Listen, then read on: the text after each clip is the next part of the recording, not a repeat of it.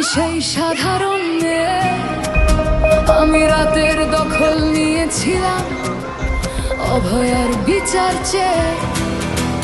যতই কাকিমা আপনি আজকে করুন অস্বীকার, সেদিন রাতে আমরাই ছিলাম ছিনিয়ে আনতে বিচার। সংসার আর অফিস সামলেছিলাম আমি রাজপথে। কোথায় ছিল মোদি অমিত শাহ সেদিন আপনার সাথে? সেদিন কোথায় ছিল